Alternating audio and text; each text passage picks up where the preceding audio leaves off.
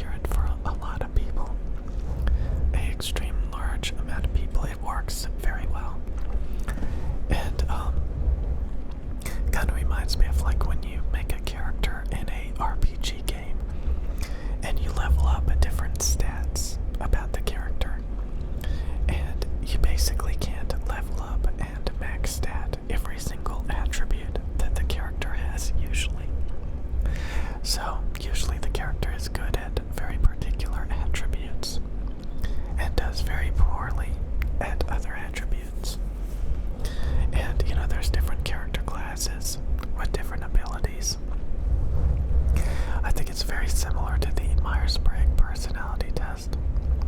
There's like literally pluses and minuses to different personality types.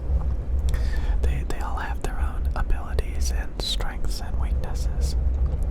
And when you combine large groups of people together with different interests, different hobbies, different perspectives, different lifestyles, you get this wide variety of outcomes. People all working together symbiotically, for the most part, to like demonstrate the strengths that they have to offer.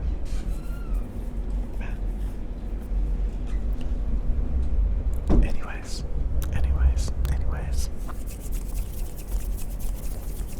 Okay, that's funny. Okay. But yeah, it kind of makes you like, if you're a perfectionist and you're trying to figure out like which is the best, there really isn't a best, is there? Because I was watching this thing about like chess pieces. Certain chess pieces are more like valued in particular scenarios, and even weaker chess pieces have their strengths on the board given certain scenarios. So like everything has its own strengths and weaknesses in any given particular scenario. So it's kind of interesting that like, if you try to develop one attribute. Anyway, like, I got into personality types because I realized like I had weaknesses or like obsessions or strengths, different things that I noticed were different than other people. So I was like, wow, I am so different compared to all these other people out there. How do I explain this? How do I understand why I think and do the things I do and why I believe the things I do? And it has a lot to do with like your personality type and what you were indoctrinated with. The stuff that you listen to. A lot of people don't realize this unless like if you have a good social circle, you have good communication with a wide variety of people, you may not be so extreme because everything is kind of nuanced, A lot of times like it's not black and white. It's like a overused term, but it's true. Some people are like all or nothing, when it's a lot more nuanced than that. Sometimes a little bit of one thing and, nothing else. I don't know.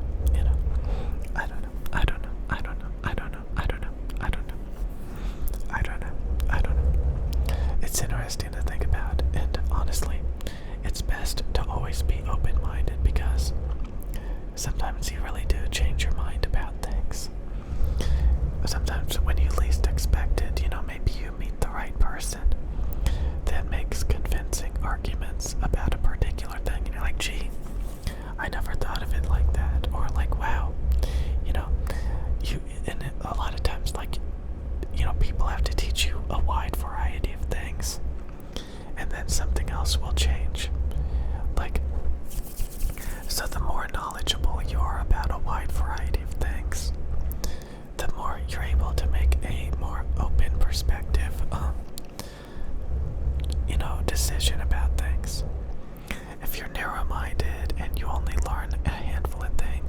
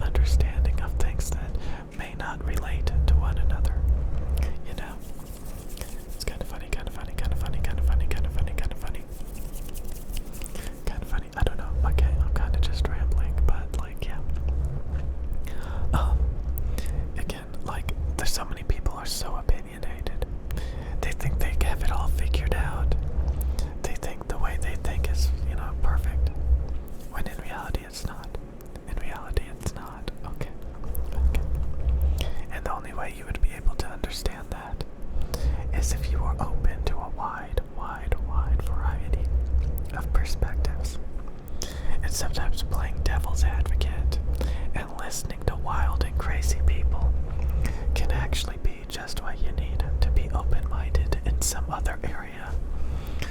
It's kind of interesting because honestly I think I'm changing my mind about quite a few things, you know. I never thought like I'd change my mind about some of these things. But, you know, I was kind of self-aware enough, for example, that I always watched conservative, like, Republican stuff, you know.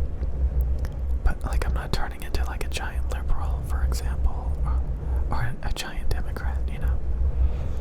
But, like, you know, there's, like, all these different things that, like, you have to be open-minded about and realize, like, you know, you don't have it all figured out. You're kind of BS'd. You know, you're kind of traumatized. You know? It's more nuanced than that. So yeah. It's kind of interesting that you can sit around and listen to very close-minded people with strong opinions and stuff. And like, I don't know. You end up with a very black and white state of mind. And you think it's perfectly fine to be like that. And honestly, you can find a lot of like-minded people that will listen to your stuff and eat it up for years and years of their life. There are so many echo chambers, there's so many bubbles that people get in. And they think they're so right. For years and years and years of their life, they're more than happy, they're more than content with their perspective on things. They can see people with different perspectives and they just scoff and laugh at other people's perspectives. And who knows, maybe one day you'll actually be one of those people that you scoffed and laughed at because you developed a deeper understanding. Again, I have an INTJ personality, which means I really grind away at things and think that I eventually have it all figured out, given enough effort. But, you tend to be very closed-minded, and you see the mistakes that other INTJ people make, where they don't respect other people's opinions, because they think they have it all figured out, and they are more than confident about it. When in reality, maybe some of the things they care about in the bigger picture don't even matter. So it's kind of funny how the world evolves and how, in relation to other people and the rest of the world, your bubble, your obsessions, your narrow-minded echo chamber may actually be detrimental to yourself, may actually be a waste of time. And the less obsessive you are, the more open you are to knowledge and learning, the better results you'll get in the big scheme of things. Who knows? That's a very INTJ way of thinking about it, because they only care about results and performance. But like, again, like INTJ people, I think they're open-minded, they play devil's advocate, because they want to always be stronger and more accurate and more precise. And they have to be that way in order, but they never like actually do it. They always think they have it all figured out, and they just don't have the tools or the capabilities to have like feelings and emotions and being truly open-minded and open to new things, because they're too busy with tunnel vision trying to perfect things at the end of the day don't even really matter that much. Anyways, it's not like I don't know, I just find it interesting that like, yeah, you have to be open to all of these different things, because there is like always value to everything. Nothing is actually stuck